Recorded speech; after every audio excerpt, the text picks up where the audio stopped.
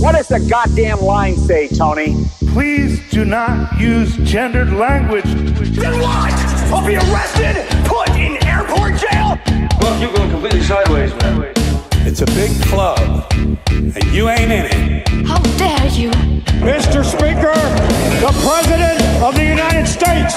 I'm Chris Hansen with Dave on NBC. Jack Marius Tack Theratrix. Hi, I'm Spartacus. Jackson, Sacramento, he, him. Steven Seagal. Sex offender guard. I'm Keith Morris. This is Mumbai Gudafi. I'm Rick James, bitch. Sorting through the lies. The hijacker's passport was found blocks from the World Trade Center crash site, if you can believe that. We cannot track $2.3 trillion in transactions. And uncovering the centuries-long plan for world domination. Learning about Cuba, having some food. Let's talk about Chinese people. Have you ever been in a Turkish prison? Swangles in Fort Lauderdale? I have sent 6 of my Libyan missiles to blow up the Sears hardware department. Nothing could be more fun than jumping off a cliff with 2 German bisexuals. Oh, you English are so superior, aren't you? Thank you, comrade. And now, Macroaggressions. That's what assholes call it. With your host, Buddy, I don't know who you are, but you're about to get chlamydia. Charlie Robinson. Hey, Whitey, where's your hat? You want to drop the blame on Charlie and say it's all Charlie's fault. He was a retard. I get some goddamn diuretic.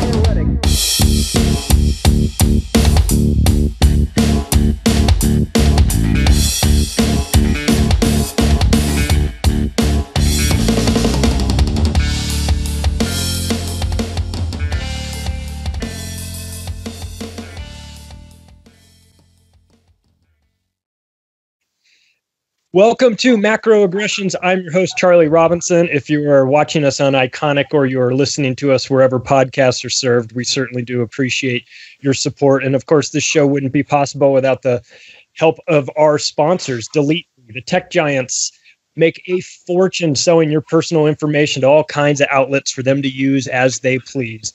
Delete Me removes your personal information like name, age, address, email address, home information, things like that, from the leading data broker sites. And removing this personal information from data broker websites helps to reduce your online footprint and remove Google search results. Now, they've been featured in the Wall Street Journal, CNET, New York Times, NPR, and with over 20 million personal listings removed, Delete Me is the most trusted and proven privacy solution available. So check them out. Use the link in the description. It will help to support the show as well. We're also brought to you by Fiverr. If you're looking to outsource some of your work or you just need specialized help with a project that you're working on, you need to check out Fiverr. They have a network of thousands of freelance experts in business, design, programming, and tech, digital marketing, music and audio, video, animation, whatever you need. They've got it there. You need someone to build out a website or help you grow your current business with a digital marketing campaign.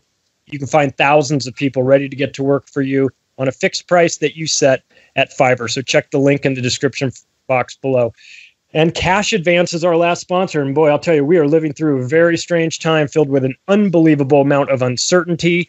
We don't know what the world's going to look like a week from now, a month from now. If you find yourself in a financial emergency and in need of money right away, at least you have an option with Cash Advance. You can submit your request online, receive an answer within minutes, so you understand what programs they have available for you. Their online service is entirely free, works to find potential lenders in their network. Just fill out the secure online form, see which option works best for you. And I really hope you don't need this service. I hope you don't need Cash Advance. But if you are in a situation where you need money last minute, at least you have an option. Please click the link in the description box to see what they have to offer. We certainly do appreciate it. Well, I'll tell you what, there's nobody that should be on this show right now other than Bishop Larry Gaiters. I mean, let's be honest. We need somebody to help us unpack the insanity of what we're seeing. We've got COVID, we've got riots, we've got Antifa, we've got the police acting like maniacs. We've got the media mischaracterizing everybody. We've got some real legitimate frustration and anger that's bubbling up, not just in the black community, but the Let's face it. This was where it started. It's hard to differentiate between who's mad about the beatings, who's mad about police brutality, who's mad about the cops acting like jerks for the last month, telling people they can't stand on the beach. So it might be a combination of everything, or just the people looking to let off some steam. So let's get into it with the host of Global Spiritual Revolution Radio Media Group, Bishop Larry Gaiters. Hello, Bishop. Good to have you on. How are you? Brother Charlie, it is such a great honor to be on your powerful show, and to your audience, I'm telling you, you guys are very blessed to have a true man of God like Brother Charlie, who's a great author and a great patriot and a great thinker. So,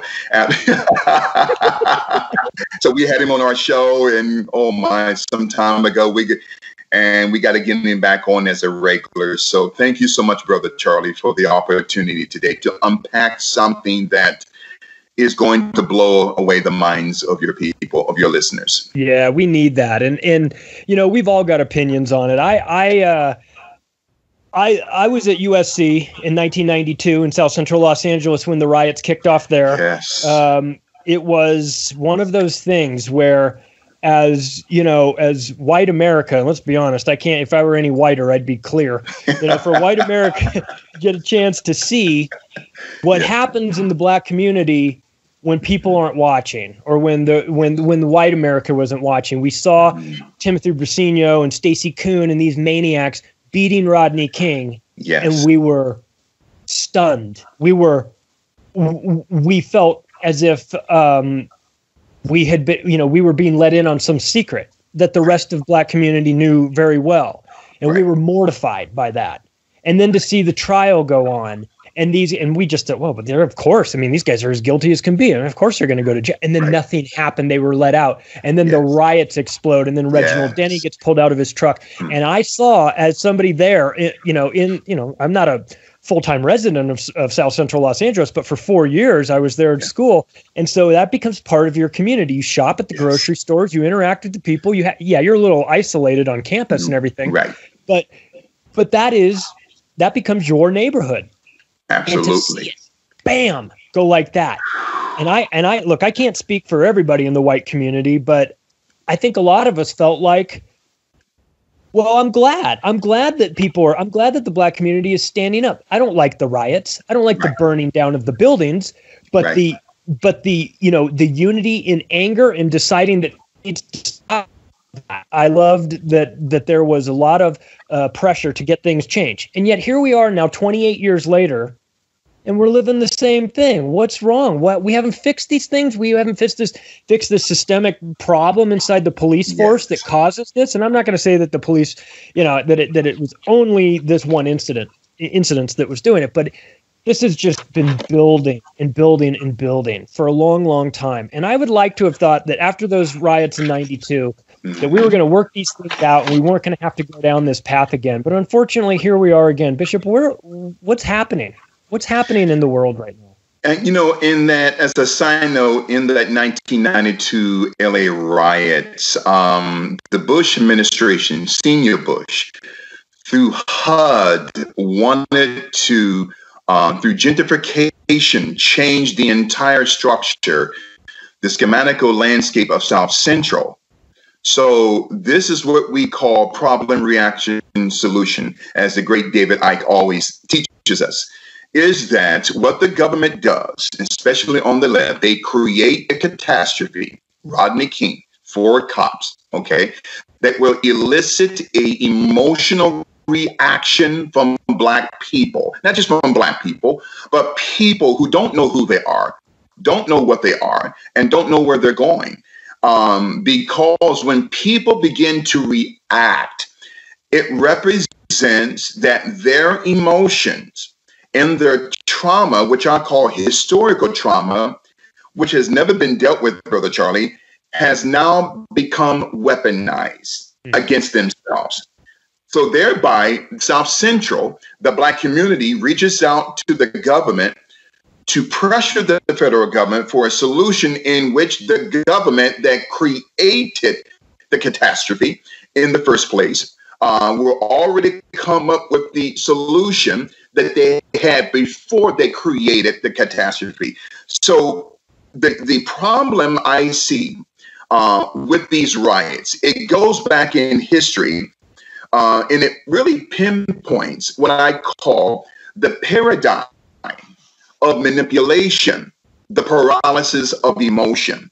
The Russian poet, who is also considered the father of modern day Russia, Alexander Pushkin, had once said that a deception that elevates us is dearer than a host of low truths. What does that mean?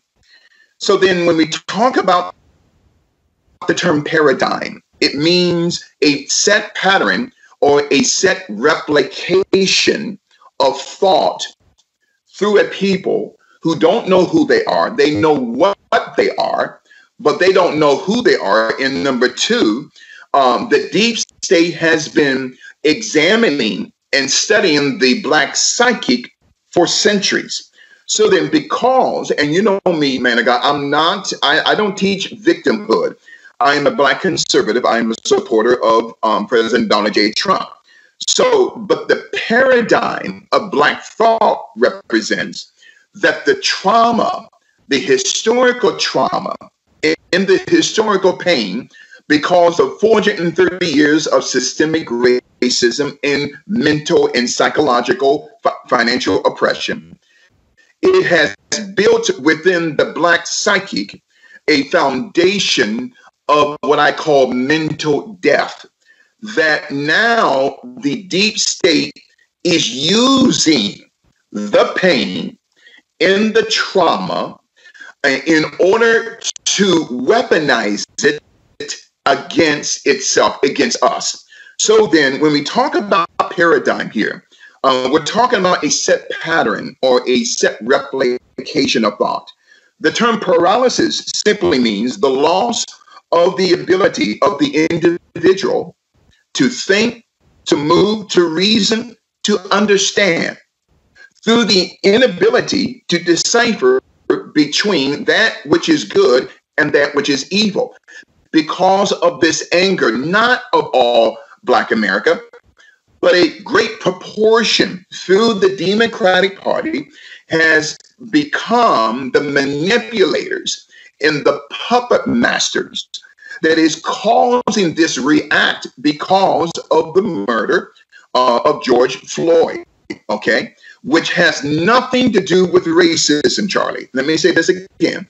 I know a lot of your African-American listeners, they may or may not agree with the bishop, but the tragedy of the death, the murder of Brother George Floyd had nothing to do with racism, because Derek Chauvin and George Floyd not only worked together, but they knew each other.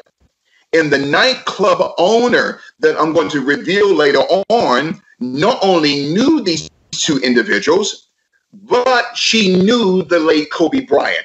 So I want to build this foundation as we're talking about this paradigm of manipulation through the psyop of what I call not just victimhood, but emotionalism. Go right ahead, brother. You look like you're just getting ready to say something. No, I didn't. I wasn't expecting the Kobe Bryant. Yeah, dropped in there. Exactly. And so Kobe Bryant's wife, Vanessa Bryant, used to attend that club many years ago. So I'm going to tie that in. And again, I'm not blaming anyone for the death of Kobe Bryant.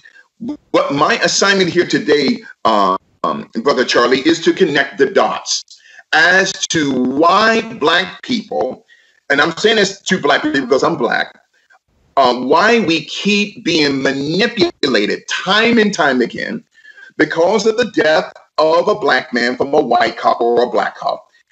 Thereby, we are forced to react in violence, okay? So that brings us to what we call manipulation. So then manipulation is the psyop that alters and transforms, okay, and transliterates behavior that we call behavior modification, okay?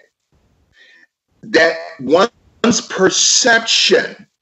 Let me give you a case in point, when black people look at President Trump, not all black people, but they look at President Trump not as the president, but they look at President Trump as through the psyop, thinking that he is a slave master, that he's a racist. And there was a former slave owner going back to the 1700s, a man by the name of Willie Lynch. Okay. And all of your listeners can look up his the Willie Lynch 1712 letter to the slave owners, not just in the state of Virginia, in the Hamptons, but throughout the South, where Willie Lynch taught the art of what we call buck breaking, capital B-U-C-K, where slaves that could not be controlled, men and women, were sent to the Caribbean, like Jamaica and Cuba and St. Martinique, where they were stripped down, Brother Robinson, naked, and put down on the ground chest first and molested by the slave master. That's what we call the term buck breaking. So this psyop, this paradigm of thinking, the replication of cognition through the paralysis of our emotions that are now being manipulated, okay, by hidden puppet masters like Barack Obama, Uncle Joe, sleepy, creeping, sniffing Biden, okay, Michelle Obama, George Soros, Antifa. And as a quick side note, Antifa's headquarters is in Springfield, Minnesota, which is also one of the main headquarters for a brick company by the name of the Acme Brick Company, capital A-C-E-M-E.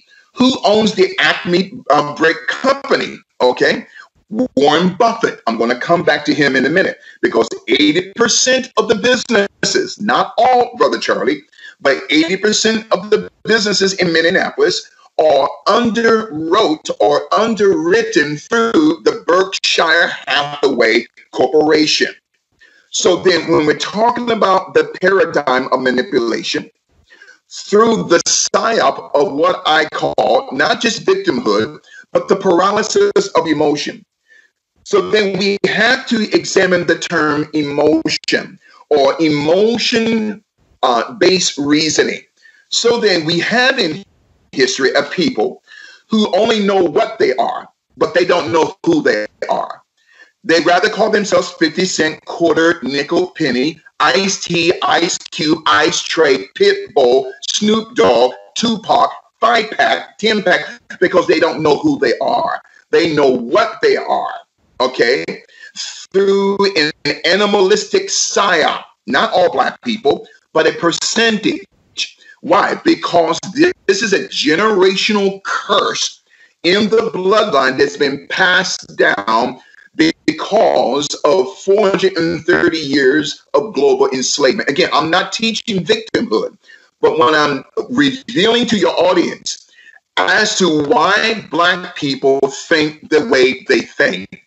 So this is the paradigm of manipulation and the paralysis of emotion. So then trauma, not just trauma, but historical trauma and emotions are now being manipulated and weaponized against the individual. Now, quickly here, before we get back to you, Brother Charlie, that there is a well-known clinical psychologist in history by the name of Dr. Kurt Lewin, okay, who was very well connected to the Rothschild dynasty out of Great Britain. But Dr. Kurt Lewin, who was a clinical psychologist out of Germany, that in 1930 traveled to Stanford University in California and created the Parapsychology Research Institute, where Dr. Bruce McCandless today is the director of the Parapsychology Research Institute, the same institute that goes back 75 years to 1930, when Dr. Kurt Lewin had created this psyop of an organization. So the Parapsychology Research Institute today not only has their director, Dr. Bruce McCandless, who is also the California Silicon Valley director of a Chinese online educational initiative called VitKid, VIP Kid. Well, that VitKid organization, as a side note, is owned by two women, Cindy Wenjia, whose family is connected to the Chinese Communist Party. Also, Cindy Wenjia's family are members of the Zetland Masonic Lodge 525 in Hong Kong, along with President Xi Jinping and his entire cabinet.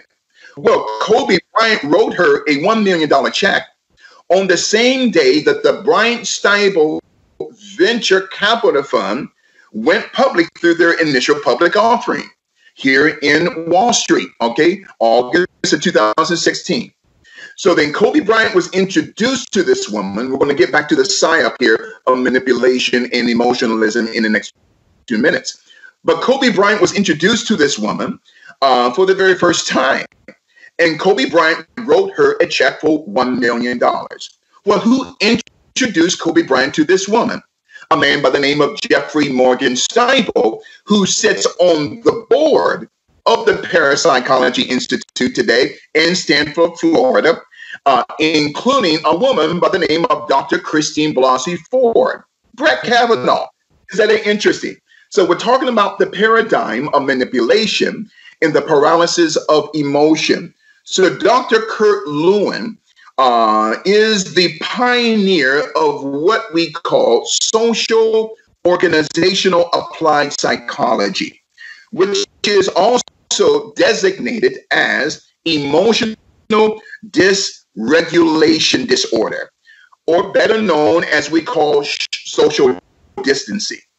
So social distancing, because of COVID-19, is rooted in the teaching of Dr. Kurt Lewin going back to the 1930s concerning social, organizational, and applied psychology through emotional dysregulation, which is social distancing.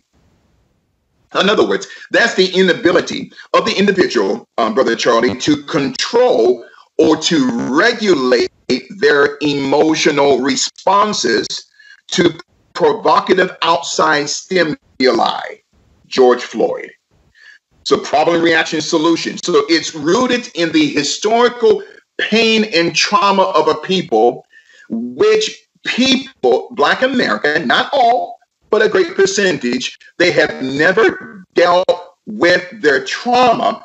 And because of that, my brother, there is a foundation which we call triggers. Okay. So what is a trigger? A trigger is a psychological disorder where the individual, because of a certain look of another person, of the opposite sex or color, a certain smell, a certain color, a certain geographical location, that individual, because of unchecked trauma that they had never dealt with from a scientific or psychological standpoint through healing, they will be used as what I call present day guinea pigs, psychological guinea pigs. Because when I look at Antifa, when I look not just at Antifa, but the Acme Brick Company that's located in the geographical location of Springfield, Minnesota. Wait a minute now. So the Acme Brick Company, and we're getting thousands of pallets of bricks all over America with the Acme insignia ingrained on the brick that Warren Buffett, in this Sunnybrook Farm persona he has, but he is behind this, including the governor of the state of Illinois, Jay Pritzker, okay? So Jay Pritzker owns the Mormon Group, and 80% of the Mormon Group is owned by Berkshire Hathaway that owns the Acme Brick Company. What am I saying? This is psychological warfare because these devils know, they know for a certainty that the psyop of the pain and the trauma of Black America, not just Black America, but all people of races and colors and ethnicities, that their trauma is being used as a tool of manipulation. That when they see a white cop, okay, putting his knee on the neck of a black man, okay, they're thinking it's racism. Every case must be judged according to its merit. Now, in the case of Derek Chauvin and George Floyd, it was not a case of racism. It was the case concerning financial transactions that I'm going to get into later on if we have time. It has nothing to do with this. And as a side note, the former owner of the nightclub, all right, the El Noveo Rodeo nightclub in Minneapolis, okay, was once owned by this Maya Santa Maria, who knows Vanessa Bryant. I'm not saying that Miss Santa Maria is involved in Kobe's assassination. I'm just connecting dots as we're talking about the paradigm of manipulation and the paralysis of emotion here today. So I'm just kind of laying this foundation from a psychological standpoint as to why we are seeing the riot team here in the United States and around the world, because the rioters don't even know why they are rioting, and they didn't even know George Floyd, who had that New World Order tattooed on his chest, okay, order out of chaos. Who was George Floyd? Well, he was connected to a former NBA star by the name of Stephen Jackson. Stephen Jackson's mother, Juliet Jackson, she owns a powerful clinical psychology firm in Texas, okay?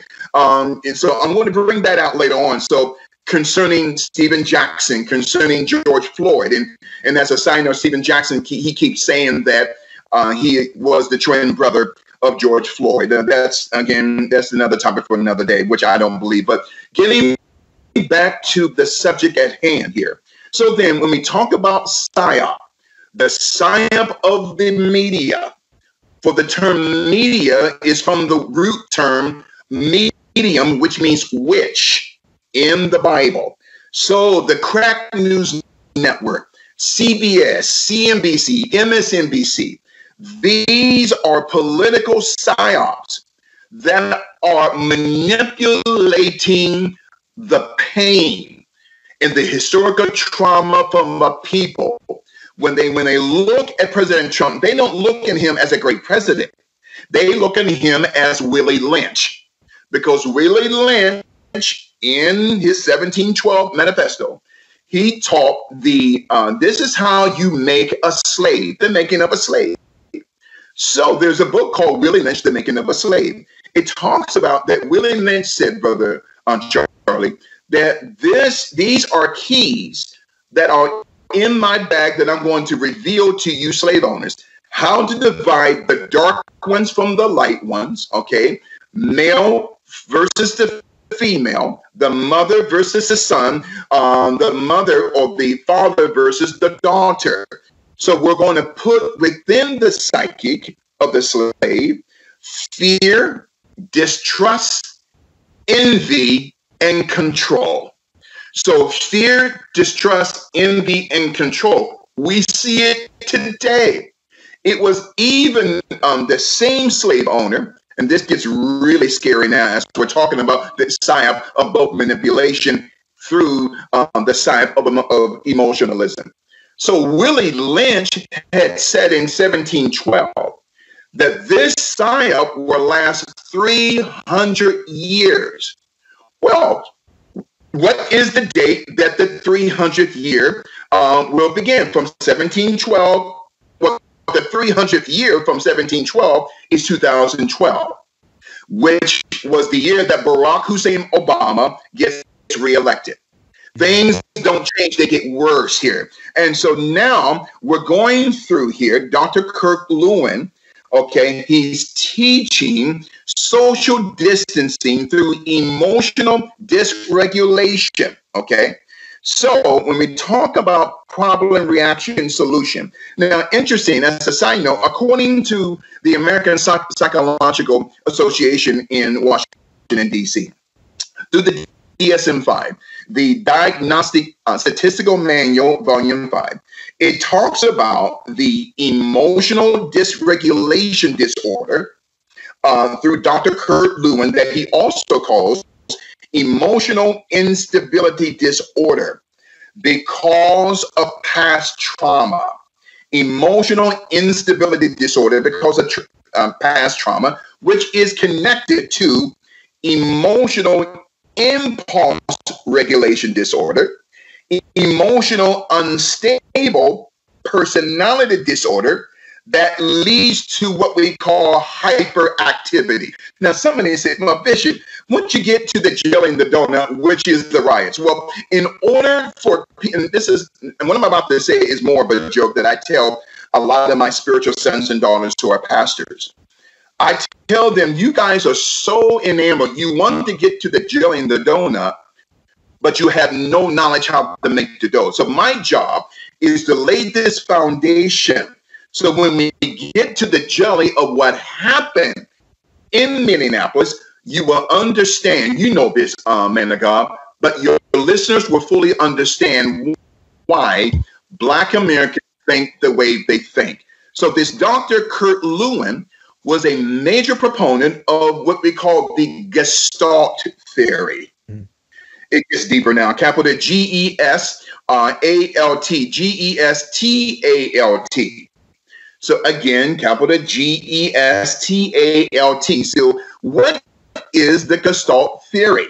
The Gestalt Theory is when organizations or foundations or initiatives are not, Brother Charlie, built upon the content of thought and information, but organizations, Antifa, Black Lives Matter, are built upon the foundation of perception. What they perceive white people to be, which is not the case.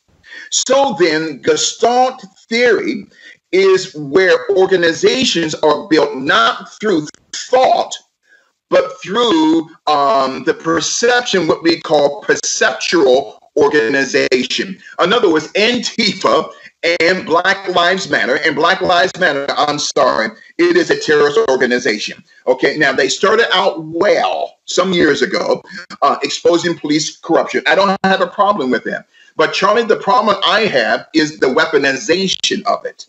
Okay, so then Dr. Kurt Lewin, in my conclusion, he said, concerning rioting, he said rioting is a paradigm cognitive form of manipulation. Oh, my Lord. In other words, rioting is a paradigm, a cognitive or cognition form of manipulation where the rioter, Minneapolis, don't even know why they are rioting. So then, when we talk about what happened to George Floyd, and again, there's another term called cognitive dissonance, okay, where it simply means that the individual holds one or two more contradictory facts and beliefs that goes against their core values, okay? So when we look at the Black thought, when we look at the psychology of Black America, not all, and again, what I'm about to say, Bishop, I am not a I don't speak for Black America. I'm just revealing to you what I see from a spiritual paradigm as to why we keep doing what we're doing, Brother Charlie.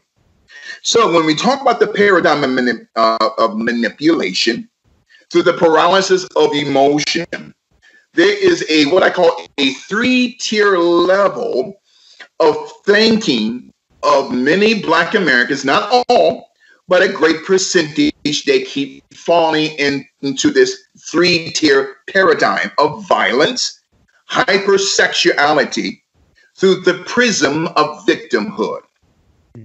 In other words, I keep telling people, especially my nieces and nephews, stop saying that you got to work 10 times harder because you're a black woman. That's victimhood. Where did that come from? 430 years of enslavement. We're not blaming any people, but that's the psyop of the condition, Charlie, of Black America. Not all, but a great percentage through violence. You talked about the LA riots. Since 1980, 25,000 Black men, women, children have been slaughtered in South Central. Why? Because of self-hate. Okay?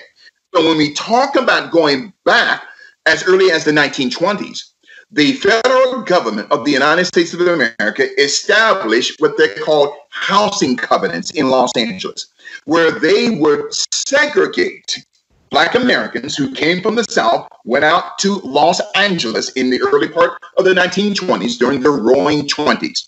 And so through housing covenants, which that word today is called gentrification. So it's the same demon with a different name. So then from the 1920s, we go to the advent of World War II in 1939. So then from 1939 and 1945, there were a multiplicity of jobs from Chrysler and GM and Ford, and many major American corporations moved their businesses into South Central LA. I'm talking about during the advent of World War II and after it. Now, as we go from the 40s after World War II to the early part of the 1920s, man, it gets deeper now. As we're talking about the paradigm of manipulation and the paralysis of emotion. In the early part of the 1970s, the United States unleashed which we called the deindustrialization of urban America, where Ford and GM and Chrysler and American Steel began to leave South Central, leave South Chicago, leave East St. Louis and Detroit, which left a financial vacuum of destruction in those communities. That was done purposely. Because you have to understand, my brother, and you know this, that slavery was really not abolished. Yes, it was abolished from a legal standpoint through the Emancipation Proclamation, all right, in 1863, and then 2 years later in 1865 through the ratification of the 13th Amendment. But from a psyop standpoint, slavery has never been abolished. Slavery has only been redesigned. Well, how has it been redesigned? Through the deindustrialization of Black America, moving companies or corporations out of those neighborhoods and moving them either to other parts of the United States that were not considered urban or overseas. So then that created a vacuum in South Central and the state of California, which brought in the original Black Panther Party. So the original Black Panther Party was actually created not by Huey Newton, okay, but by a man by the name of Don Worden, okay, who changed his name to Dr. Khalid al-Mansour. He was the mentor of Barack Obama. Oh. So then Barack Obama was mentored by Don Worden, okay, Dr. Khalid al-Mansour, a Black radical nationalist who absolutely hated America. He mentored Barack Obama for 29 years, okay? This is the psyop of Black America, that they think that the world owes them something. I keep telling my nieces and nephews, no one, and I mean no one owes you nothing, okay?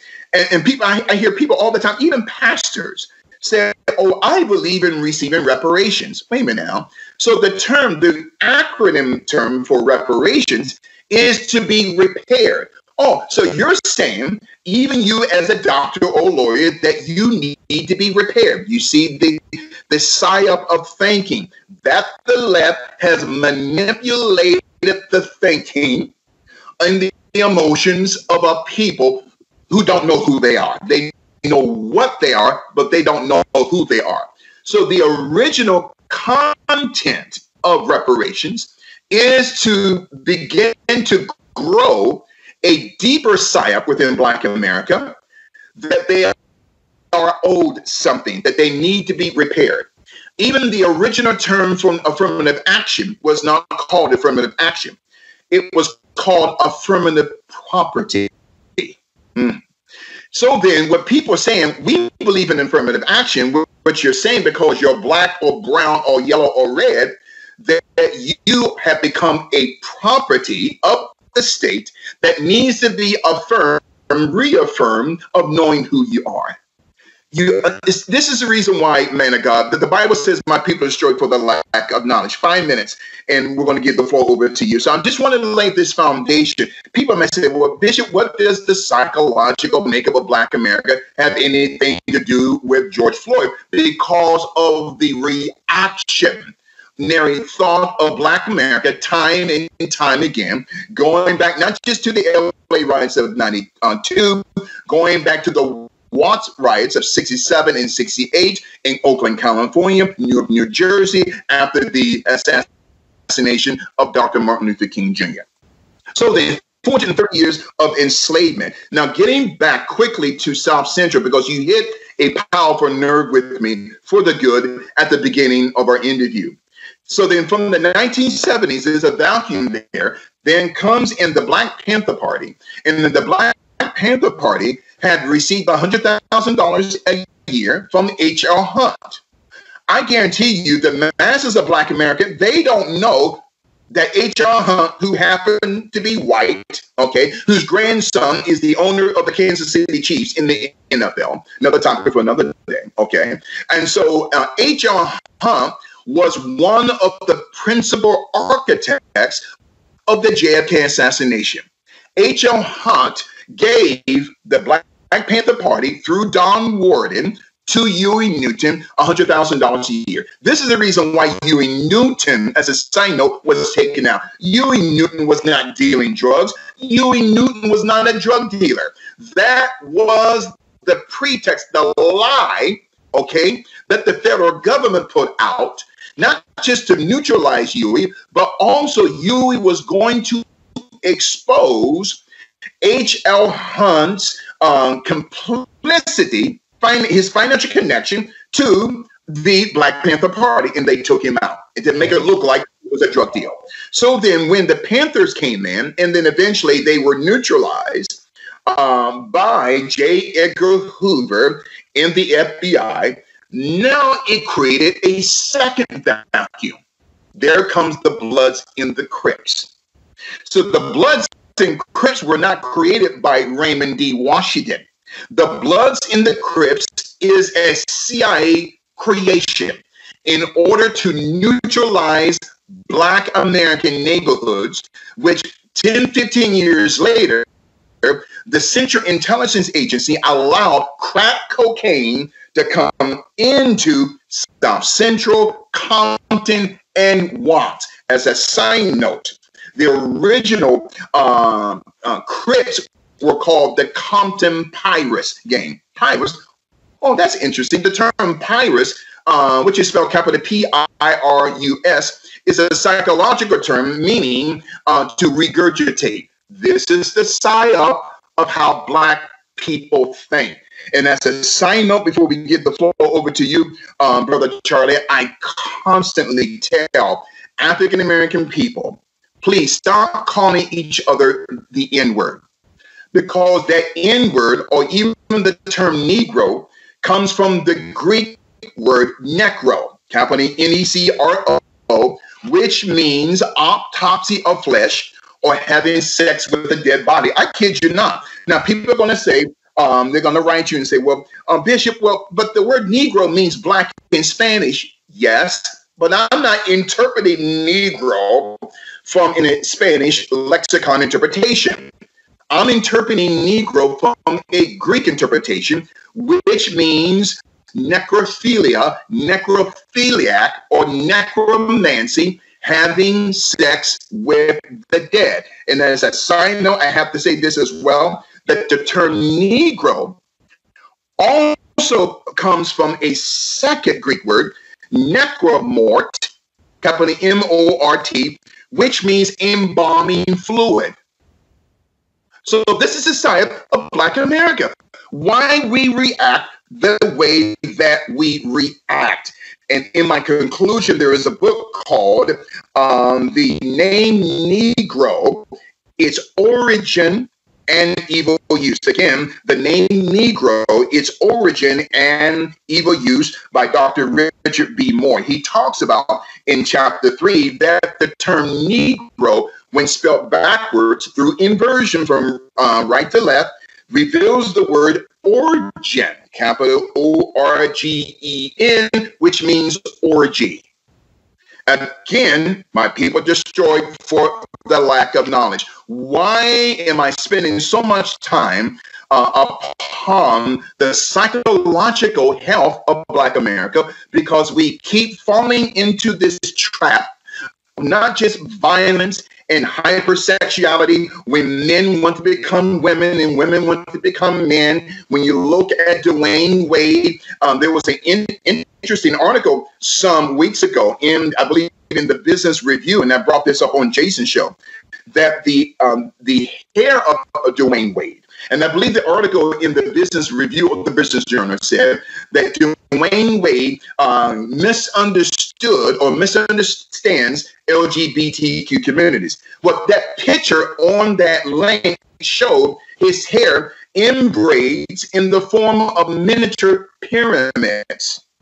Now, why would Dwayne Wade allow his hair to be braided? Because those braids represent one of the symbols, Brother Charlie, that was declassified by the FBI as being one of the symbols that the underground pedophilia network uses. This is hypersexuality, where Black men are becoming psychologically buck broken.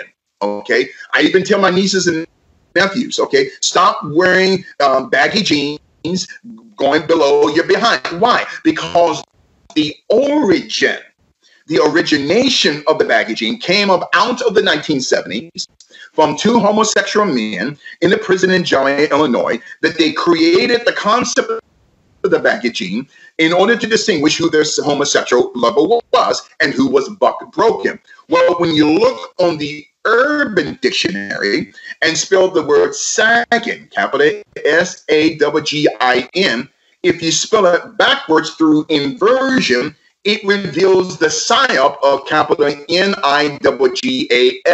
It's a psyop.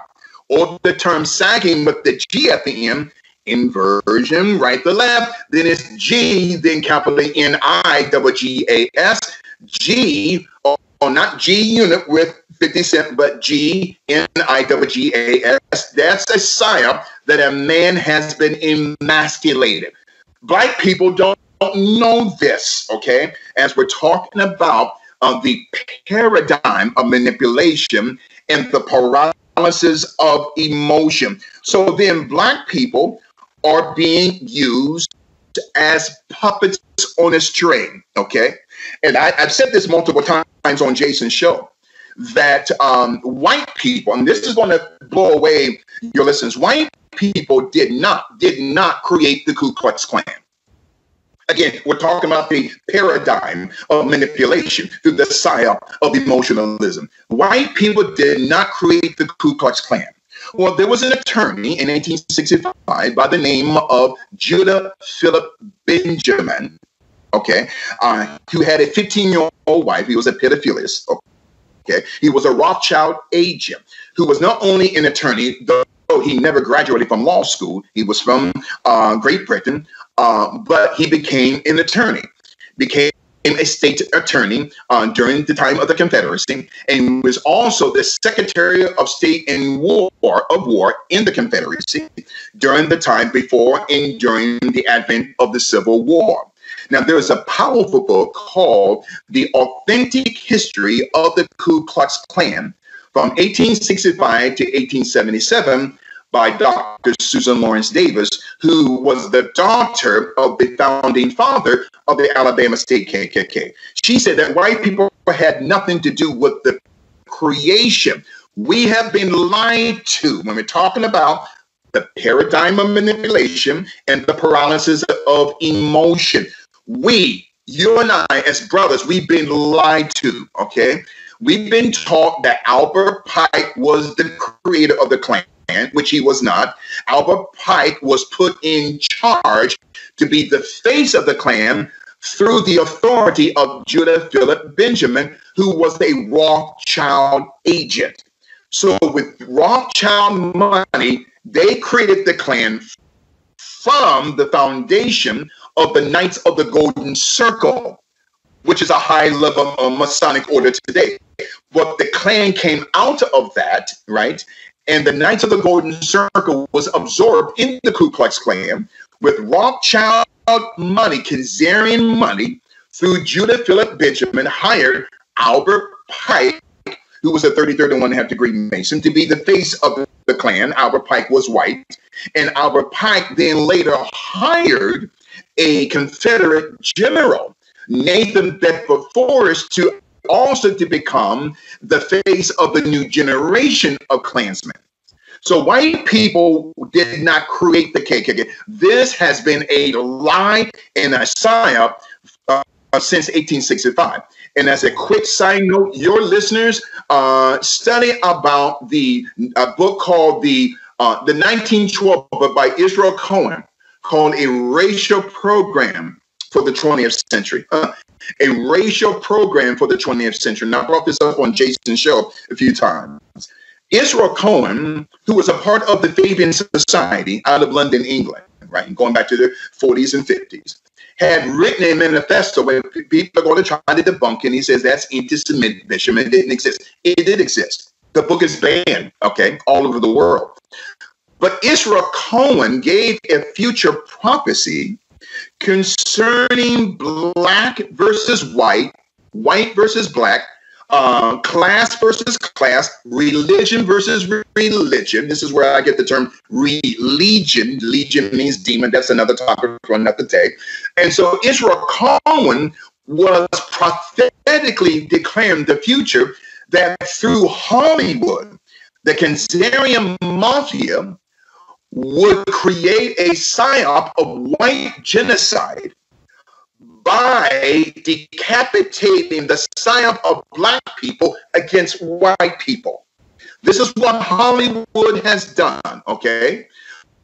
This is what they have done, and now you and I, we have awakened. So that 1912 book by Israel Cohen, who was a part of the Fabian Society, okay? He was also one of the founding fathers of the London, England, UK, St. Tammany Hall, which became Tammany Hall here in New York City, which was the Democratic left-wing political machine, which no longer exists. And we also brought this up on Jason's show. What am I saying in my conclusion? I'm saying that through the manipulation of the pain in the trauma of black people, puppet masters like George Soros, okay, Warren Buffett in his Sunnybrook Farm persona, and Bill Gates, okay, Barack Obama, they want to destroy fundamentally the foundation of what makes us the greatest nation on earth. Why? Because these devils want power. It is to destroy the first constitution, because in actuality, and you know this, Brother Charlie, we had two constitutions, right? The one from 1776, which later was ratified 5 years later in 1781, and then 95 years later, from 1776 to 1871, the ratification of the second constitution, which forced the United States to become a corporation. With the pressure from Pope Pius IX out of the Vatican and the financial backing of the Rothschilds, pressured President Ulysses S. Grant to remove the United States for America to the United States of America. So President Trump, I believe, is ordained by God to destroy the second constitution, which is a counterfeit a constitution, because the United States was never designed by the framers to be a corporation. And newsflash, we were never designed not just to be a corporation, Charlie, but we were never designed by the framers to be a democracy. We were designed by God to be a republic, a Christian republic nation, serving one God, indivisible, with liberty and justice for all, whose name is the Lord Jesus Christ. So then, as we end this here today and give the floor over to you for Q&A, this is what I've been doing. Every week, probably every other day, I'm on a radio show or podcast somewhere around the world, and I keep telling Black people all over the world, stop calling yourself African. Oh, I got everyone's attention now. Why would I say that? What does this have to do with George Floyd? Because of the reaction of us, because of our trauma and pain, we don't know who we are. And Black America, I'm going to say this is going to be mind-blowing. We're the only group of people on the planet who don't know who we are, Charlie. So we go from Negro to Afro-American, colored, African American. We're all over the map. We don't know who we are. 50% of the GDP, the gross domestic product of the Nike Corporation out of Portland, Oregon, comes from the psyop of Black people. 50% of the billions of dollars worth of sales of athletic shoes and sports garments and clothing comes from Black people. They don't know who they are. They don't understand. They don't own one penny. I'm talking about the masses, not all. They don't own a penny of any stock in Nike, whether it's through the NASDAQ report, in the Russell Index, or the S&P 500. But they can tell you who is the starting five for the Los Angeles Lakers. That's PSYOP, okay? So when you're talking about the psychological makeup of what happened in Minneapolis, it was designed and staged by the deep state using the tragic death of George Floyd as a pawn. Let me say this again. George Floyd, Freddie Gray in Baltimore, okay, Michael Brown in Ferguson, Eric Garner here in New York City. God rest their souls, Charlie, but they were used as pawns in this global deep state Luciferian game in order for the left to enact a Saul Alinsky psyop of what we call chaos theory, order out of chaos. And so then this Saul Alinsky tactic, and that's a side note, and I say, thank you, Lord, for bringing this to my mind. Saul Alinsky's parents, and I'm going to get back to the African, why we should not call ourselves African. Saul Alinsky's parents, okay, were Russian immigrants who took part of the October 1917 Bolshevik Revolution. The parents of Saul Alinsky, okay, Benjamin Alinsky and Sarah Tannenbaum, worked with Trotsky, Lenin, and Stalin. Whoa. So Trotsky, Lenin, and Stalin sent them to Chicago to establish a communist caliphate, which later produced their son, Saul Alinsky, Rules for Radicals, and would later produce political children like Barack Obama and Hillary Clinton. These devils want to destroy the Constitution, okay? The original Constitution, the Declaration of Independence, and the Bill of Rights, right? Because they want to sell these United States of America to who? To the United Nations, okay? Through HR 1111. These devils, this Jezebel Nancy Pelosi and Adam Schiff, okay? Now, I have a lot of listeners who's been telling me that Adam Schiff, it was related to Jacob Schiff, who gave Leon Trotsky a $20 million check to take back to Russia in order to finance the Russian Revolution. That cannot be substantiated if Adam Schiff is in the same bloodline as Jacob Schiff of Kuhn, Loeb and Company.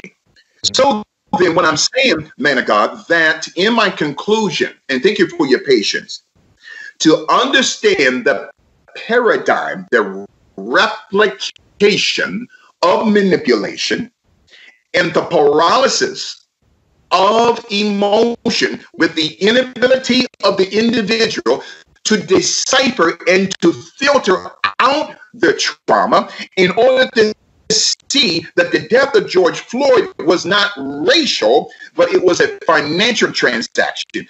And as a side note, Derek Chauvin, he should get the death penalty. I don't have a problem with that. And to Black Lives Matter, those of you who are listening, I don't have a problem with Black Lives Matter exposing police corruption. The problem I had, Charlie, is the weaponization of it. Just like Me Too, okay, is the weaponization of it. So then, now getting to why Black people should not call themselves African. And again, thank you for your patience as we're laying this schematical foundation concerning the paradigm of manipulation and the paralysis of emotion.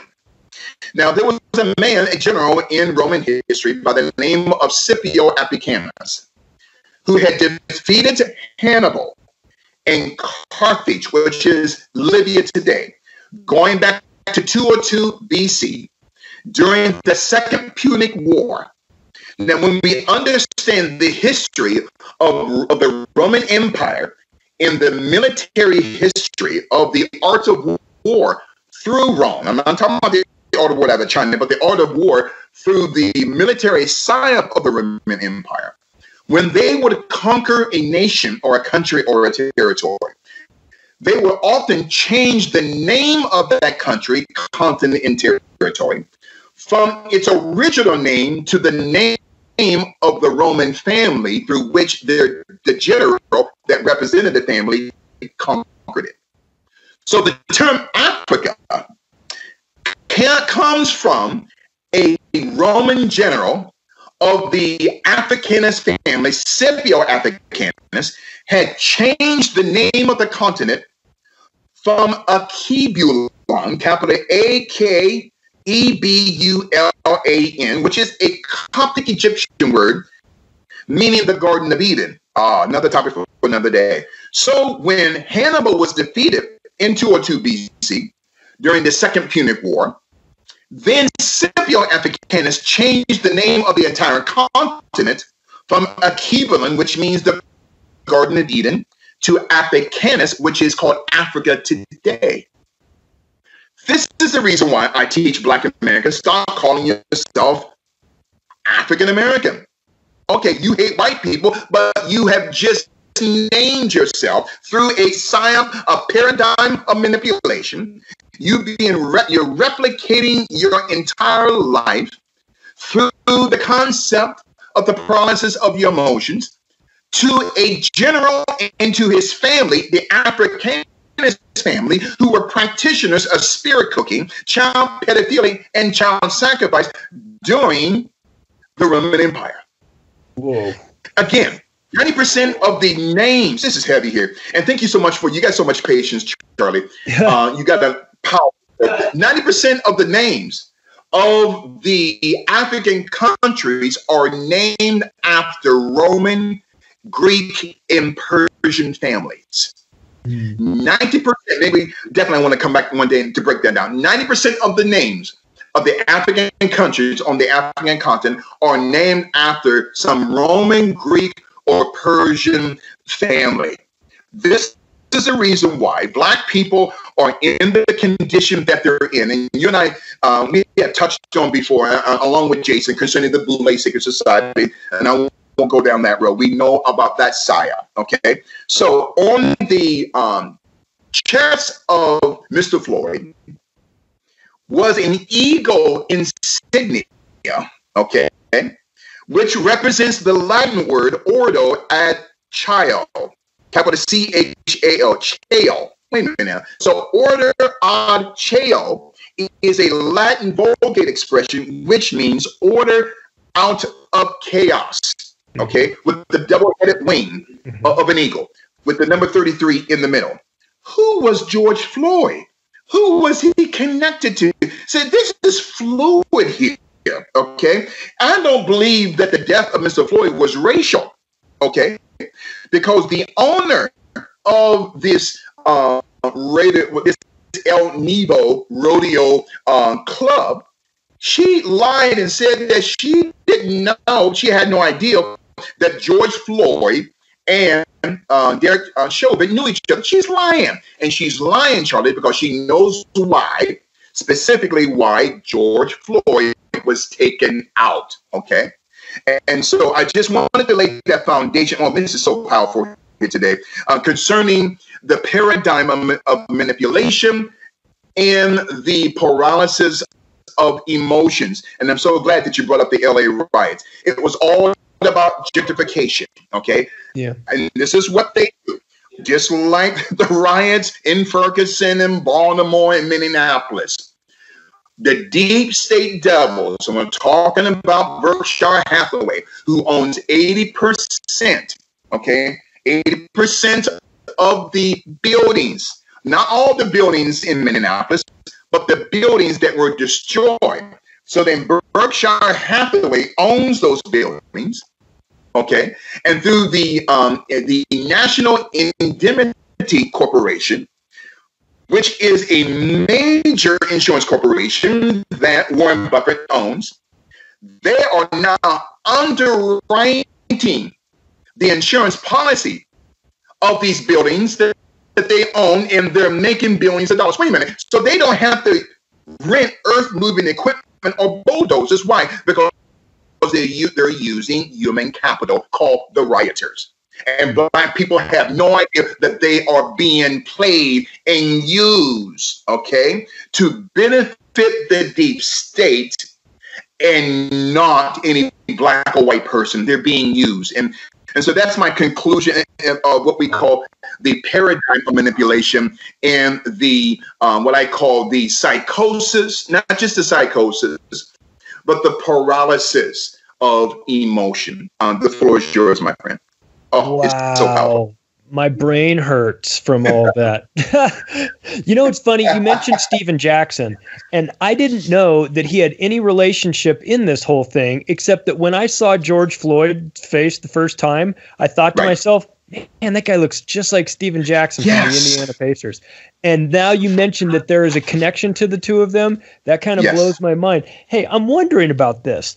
Like, there was every reason in the world for Black America, hell, everyone, every America, every color, to be angry about Tamir Rice and Eric Garner and all of these other, I mean, if we're talking about the justification to spark a riot, there was every bit as much justification for the death of these fellows than there was for George Floyd. So I wonder, was it intentional that George Floyd was going to be the trigger? Was it a combination of us feeling kind of cooped up for the last 3 months in our house and this feeling of pressure and tension towards the police that had been really inconsistent in their policing strategies towards things like people being on the beach or people being out on playgrounds or people opening up their nail salon?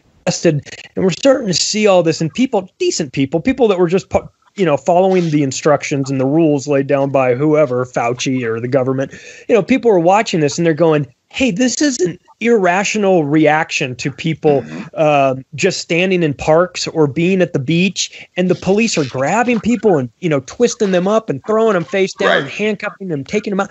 So was the George Floyd thing, why was he picked as opposed to Tamir Rice? That's a great question. And again, that is a deep, profound question. No one has ever asked me that during this whole time I've been on these shows talking about the riots.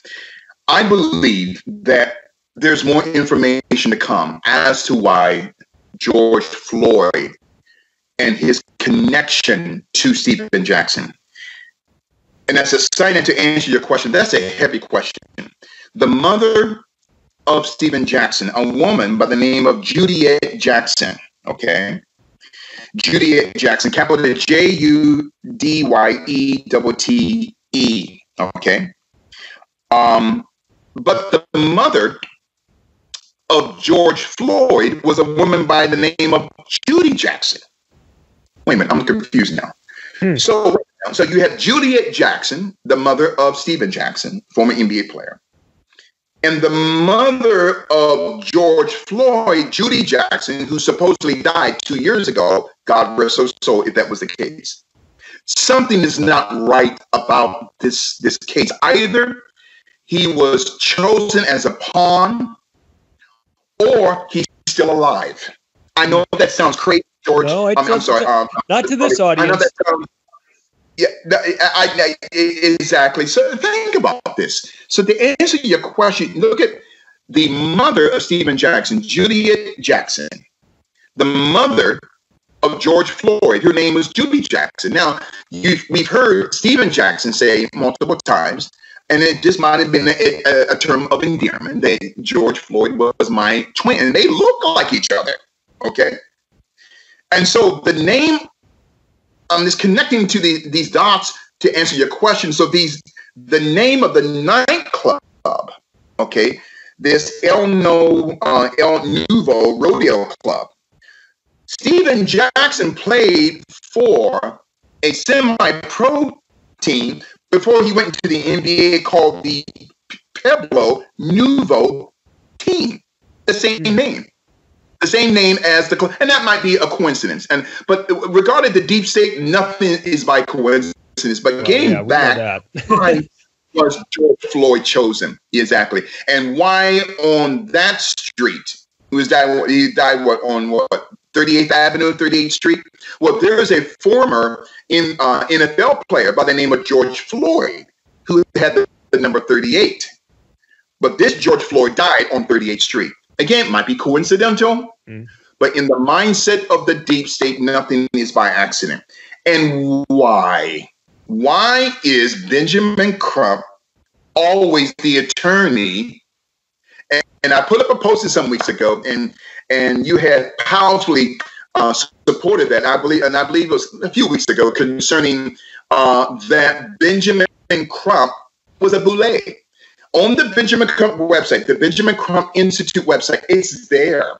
And all your listeners can go to the Benjamin Crump Institute website, right? And go to About Him, the third paragraph down, the fourth and fifth sentence. And I even brought this up to Jason multiple times, that Benjamin Crump is a member of Sigma Pi Phi Boule. Now, what is Sigma Pi Phi? Which they are boule. The term boule is a Greek term stating that they are the guardians, the protectors, not of black people or brown people or white people. That they don't protect us, Brother Charlie. The Boule Secret Society, they are the guardians of the system. Okay, they're going back to 1915. Not to get away from your question, but this kind of ties into your question as to why George Floyd was chosen and not Freddie Rice, or Tamir Rice, or Freddie Gray, or Tamir Rice, or Eric Garner here in New York City. But the Boule Secret Society was started by 9 black men in the hometown of Kobe Bryant in Philadelphia, Pennsylvania, on the 15th of May, 1904. Dr. Henry McKee Minton, including Dr. W.E.B. Du Bois, and we in Black America, we call Dr. Du Bois a house Negro. And the reason why we call him that, Brother Charlie, because he sold us out. How did he sell us out? Because Dr. W.E.B. Du Bois had signed off on the 1939 Negro Project for the extermination of black people through Planned Parenthood. So these 9 black men had also not just created the Boule Secret Society, but they created what we call the National Pan-Hellenic Divine Nine, of 9 black Greek letter fraternities and sororities. Alpha Psi Alpha, Omega Psi Phi, Louis Farrakhan was inducted into Omega Psi Phi, and we talked about that. I put that posting up on Twitter a couple of weeks ago. People were blown away, and people said, "Well, where did you get this information, Bishop?" On Farrakhan's website. It blew their minds. And wait a minute, so Farrakhan is supposed to be this man that exposed this secret societies, but he was inducted into Omega Psi Phi. Okay, that's in the Final Call, not just the Final Call newspaper, but the Final Call website, which is part of the official website for the Nation of Islam. Why would he be inducted into the Pan-Hellenic Divine Nine? Omega Psi Phi is under the umbrella of the Boule. So you have the Boule in these 9 Black Greek letter secret societies. Okay. And for your listeners, if I can just say this real quickly, Brother Charlie, that the Pan-Hellenic, and the term Pan means cornucopia, which means a 2-horned demon. So then why were Black people, through these 9 Black scholars, who were prohibited of joining Yale University Skulls and Bones, right? That was created by Alphonse de Tabb at Yale University. So then these 9 Black scholars, from Dr. Henry McKee Minton to Dr. W.E.B. Du Bois, created, each one of these 9 men created each of the 9 Black Greek secret societies. Alpha Phi Alpha, they protect the Rothschilds. Kappa Alpha Psi, they protect the Oppenheimers. Omega Psi Phi, they protect the Warburgs, the creators of the Federal Reserve System on Jackal Island off the coast of Georgia, December 1913. Phi Beta Sigma, they protect the Rockefellers. Lambda Phi Theta, they protect the John Jacob Astor family. Alpha Kappa Alpha, they protect the Bilderbergs. Delta Sigma Theta, they protect the Habsburgs. Zeta Phi Beta, they protect the Sassoon family. Who is the Sassoon family? They have bankrolled the China Opium Wars from 1839 to 1860, which the Sassoon family controls not just the opium drug trade, okay, but the poppy trade coming out of the Middle East, more specifically through Afghanistan. And Vidal Sassoon was a blood progenitor, a descendant of the Sassoon Khazarian dynasty out of India. They were protected, and they're still protected by Zeta Phi Beta. Okay, and the Li family out of China, capital Li, which they are a part of the Chinese mafia, who had created the triads. Mm-hmm. They're protected by Sigma Gamma Rho. Now, why would I bring all of these Black secret societies in protecting each of these 9 knights, or what I call the Luciferian Knights of the Round Table, according to the 1954 book by Dr. Charles H. Wesley, The History of Sigma Pi Phi, that he says on page 146, that the Boule Secret Society of the National Pan-Hellenic Divine Nine, from Alpha Phi Alpha to Sigma Gamma Rho, would protect one of each of these Illuminati bloodlines. Wait a minute now. How does this happen? Through the creation of Black colleges and universities. Oh man, this gets deeper now. Most of the Black colleges and universities were not funded by Black people. Not to get away from your initial question concerning George Floyd, but that to answer that question, I have to bring up the Boulets, because there was a man by the name of Julius Rosenwald, mm-hmm. who was the creator of the Sears Roebuck Company. Julius Rosenwald was best friends, okay, with not just John D. Rockefeller, but he was also very good friends with Hollywood director Cissy B. DeMille. Cissy B. DeMille had a mistress. Her name was Margaret Sanger. So Margaret Sanger, in order for her to start the first Black clinic in Harlem, in actuality, the very first abortion clinic in American history was in Brownsville, New York, in 1916. Back then, it was mostly Black and a few Jews. Now, it's mostly Jewish and a few Blacks. Okay, so as we juxtapose from 1916 to 1929. Okay, so then from 1916 to 1929, 13 years later, Dr. W.E.B. Du Bois helps Margaret Sanger get funding. John D. Rockefeller gave $100,000 to his best friend, Julius Rosenwald. Julius Rosenwald transferred that money to his good friend, Hollywood director Cissy B. DeMille, and to his mistress, Margaret Sanger. See, because darkness comes in layers, what we call the compartmentalization of darkness. Okay, to understand even the death of Kobe Bryant, it's a layer. That's another topic for another day concerning the global pharmaceutical industrial complex. I won't even go down that road, but I want to stick to George Floyd. So then in 1929, Margaret Sanger asked Dr. W.E.B. Du Bois, and we're talking about the paradigm of manipulation and the paralysis of emotion.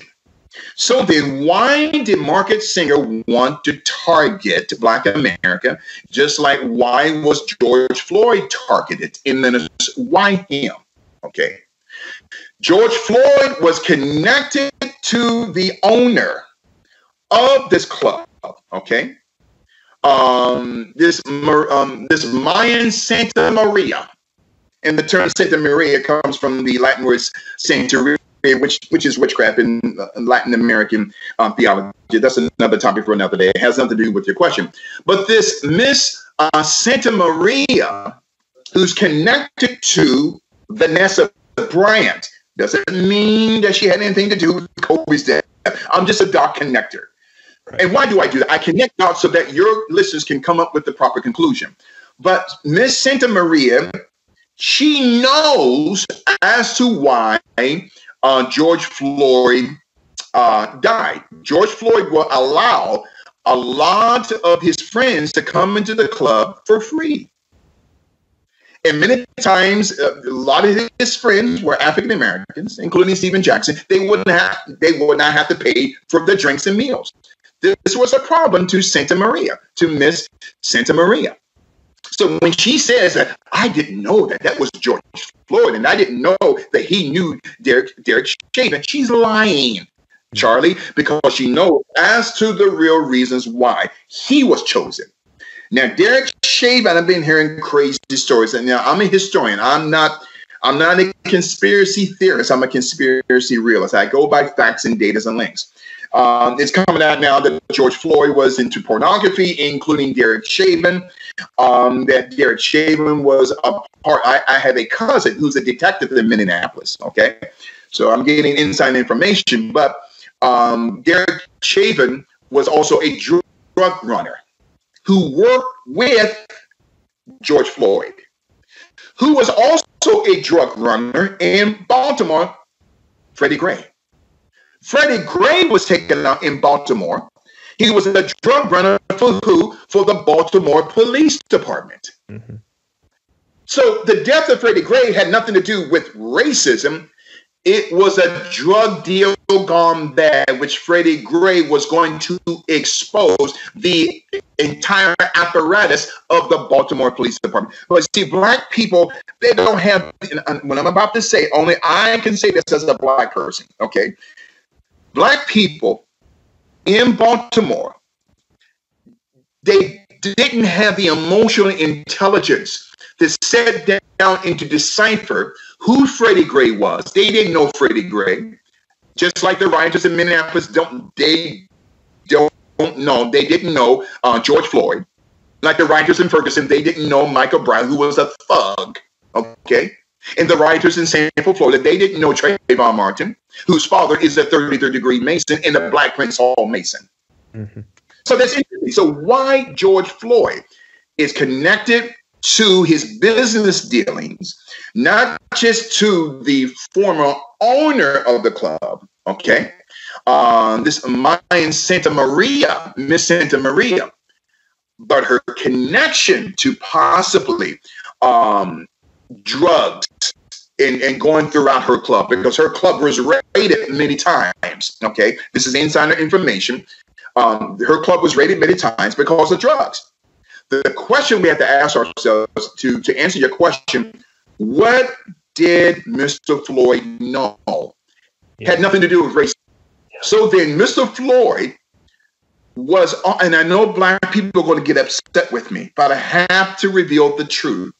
Okay. Now, what I'm about to reveal, my cousin did not tell me this. So I'm, and if he did tell me, I would not even reveal his name. I do not want to get him in trouble. He's a detective in one of the precincts in Minneapolis. So what I'm about to say did not come from him. Okay. But it came from someone that he gave the information to give to me. So in order to protect my cousin.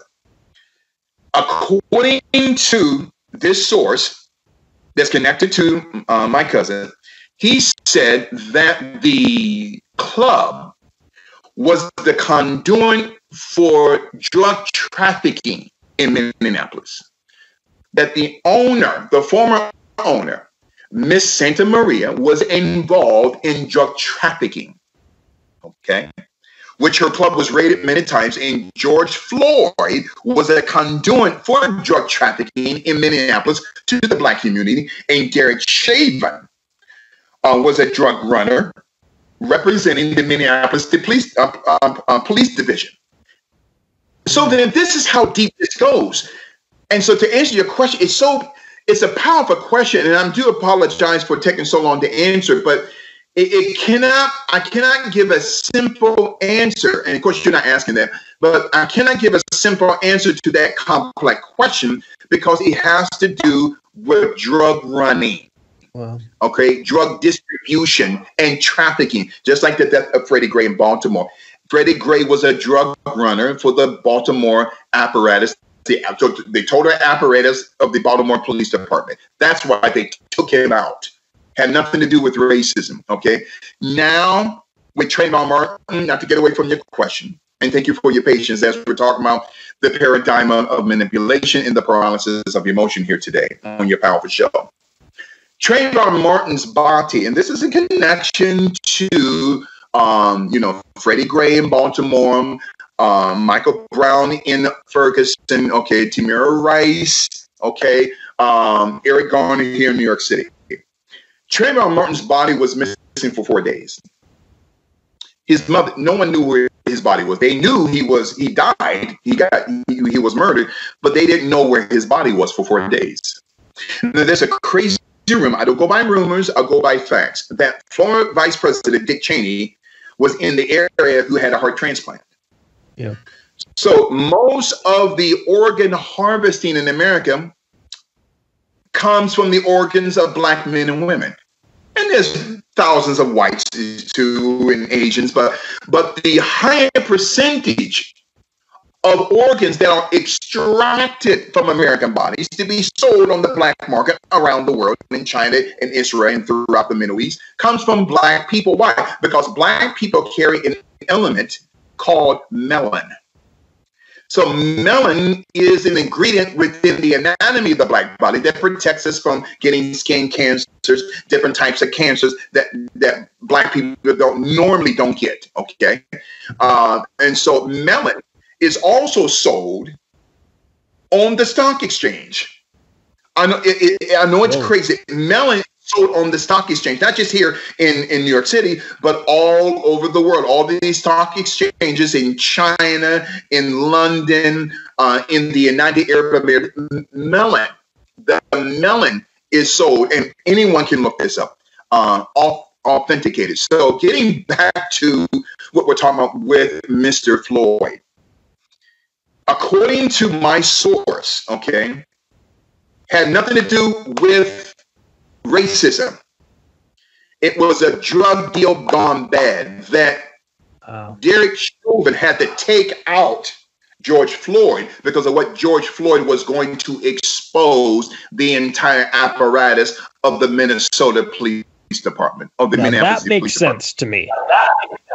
Yes. That is something that I can definitely see happening. Yes. We do know that the police run protection rackets for drug runners. We do know that they make that. Hey, anyone wants to see a great documentary on this, go watch a documentary called The 7-5, which is about the police officers in the early 80s in New York and the sort of what they were doing, robbing drug dealers and setting them up and listening on their radios for when a bust was going to go down and then intercepting it in advance. And oh my God, what a crazy documentary. You can find it on YouTube. It's free, but I've watched it twice. It's insane. So we know that this happens. We know that the police, I get it. The police are supposed to be busting drug dealers and everything, but a lot of times they protect the guys on the corner. They have an arrangement where money changes hands, and some people are allowed to continue their business operation. Some people are not. If this was a case where George Floyd was expected to provide some sort of money to somebody and it didn't get there. That could be a reason for doing it. If he was about to talk about this operation, that could obviously be a reason for doing it. There's so much. It's just like anything. Here we are. We're a week into this. You and I have talked for an hour and a half about this. We could talk for 3 more hours about it and still not get all the way everything figured out, because like it is early on, there's a lot of misdirection happening. So we're going to go in a bunch of different directions. We're going to dig into the truth. But I'll tell you what, there's one person that I can count on to expose a much deeper level to this, and that is you, the Bishop Larry Gaiters. I mean, tell these people where they can find you, where they can check out your work. We're obviously, you and I aren't going to get to the bottom of this in one episode. This is going to be an ongoing thing, but you have no idea how much I appreciate you coming in here and enlightening us on some of the details behind this, the stuff that'll never make it on the nightly news, that'll never get written about in the in the New York Times or the Washington Post or anything like this. Tell these people where they can find out more information about you, your ministry, what you're doing, and the information that you have. Thank you so much, Brother Charlie, and for your patience. It's so much to unpack, but I am the host of the nationally syndicated Global Spiritual Revolution Radio through the Life Radio Network, 92.9 FM, 1460 AM here in New York City and also out of New Jersey. Also, we are internationally syndicated through the iHeartRadio network and the iHeart Media Group, also here in New York City, New York. We reach on the average between 20 to 25 million listeners each week. That may sound like a big number, but it's not compared to 7.6 billion people upon the face of the earth. They can also subscribe to our YouTube channel by going on to YouTube and type in Global Spiritual Revolution Radio. Again, Global Spiritual Revolution Radio. And if they have not yet subscribed to us, and they will receive weekly teachings from the bishop, not just on my radio show as the host of Global Spiritual Revolution Radio, but also a lot of my guest spots on radio shows and podcasts all over the world. I mean, I get invitations. I'm telling you, between 80 and 120 invitations. I kid you not.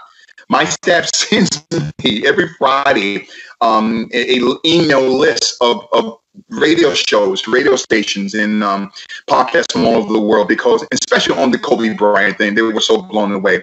Also, they can follow me on social media. My Twitter handle is at Bishop L. Gaiters. It's Gaiters. Again, that's at Bishop L. Gaiters. Gaiters. And they can also follow me on Facebook, Facebook.com/Bishop L. Gaiters. All right. On Facebook.com/Bishop L. Gaiters. That's Gaiters. And we also have a official page, Global Spiritual Revolution Radio page on Facebook that they can follow us there as well. And can I say this real quick too, concerning Stephen Jackson's mother, Juliet Jackson. Now, it's to my understanding that Stephen Jackson, who calls Mr. Floyd his twin, and they do look like each other, that Stephen Jackson's mother is the executive director of the Golden Triangle Adult Daycare Center. Golden Triangle Adult Daycare Center in Port Arthur, Texas. That is the hometown, of Stephen Jackson, and later George Floyd. They grew up together. So the mother of Stephen Jackson, Juliet Jackson, is, and they can look her up, Juliet Jackson, Golden Triangle Adult Daycare Center. And what really stands out to me is these words, Golden Triangle, The father of Stephen Jackson was a 33rd degree Prince Hall Mason by the name of George Aldridge, capital ALDRIDGE.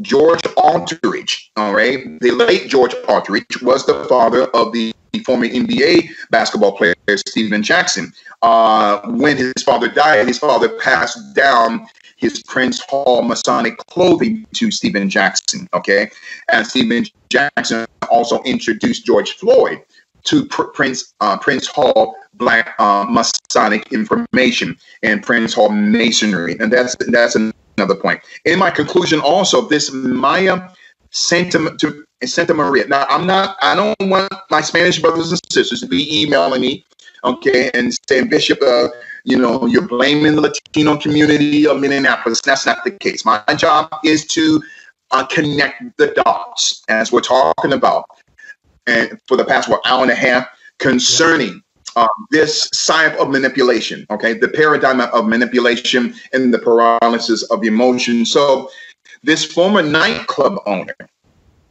Maya Santa Maria, okay, owns a radio station called the La Raza, 95.7 FM. They burnt that down.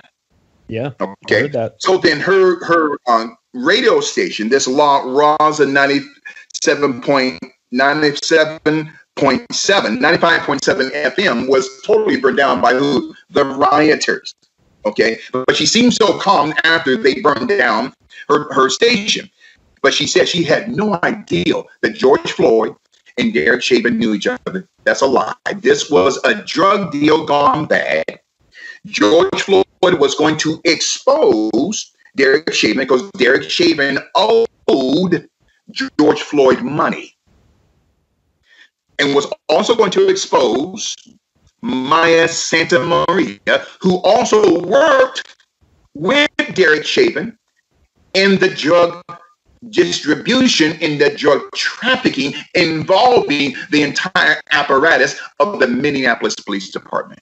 This is how deep it goes. I just wanted to bring that clarification because 3 days after the death of George Floyd, you probably know this story. There was a cop in Paris, France, who put his knee on the neck of a black man in Paris, France, and also out of London, England. Well, what's going on here? So again, Stephen Jackson, his mother, Juliet Jackson, okay, she is the director of the Golden Triangle Adult Daycare Center there in Port Arthur, Texas. And interesting enough, the mother of George Floyd, who died 2 years ago, that's what they're saying, her name was Judy Jackson.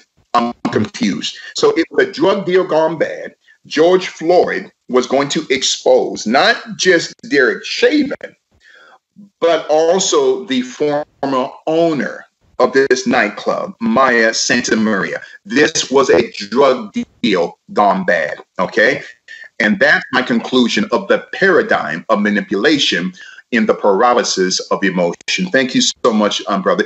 And also, if your listeners, if they want to give financially with your permission, I'm like a machine here. If you want to give financially, please go to paypal.me/GSRR Media Group. Again, paypal.me/GSRR Media Group. One more time, paypal.me/GSRR Media Group.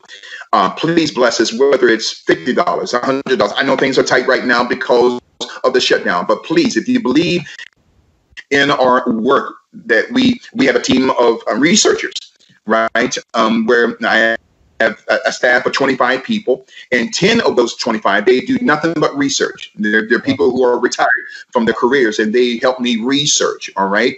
All of the things that the bishop teaches, not just on my radio show, but your show, Jason's show, and radio shows and podcasts all over the world. Thank you so much, Brother Charlie, for allowing me to come on your powerful show, and we're going to get you back on Global Spiritual Radio. And I applaud you for the great work that you're doing. Thank you for having me on your show. It was cool to get, while we were doing it, we were getting calls from Afghanistan and Pakistan and United Arab Emirates and Michigan and all over the place. I was blown away. All over the world. And they were blown away because of your book, and they're blown away because you were revealing things to us that we didn't know. And that's the truther movement. And those of us who are awakened, no one has a monopoly on the truth. But I thank God for you, Brother Charlie. And I thank God for your work and for your ministry. And give my love to your family and your wife.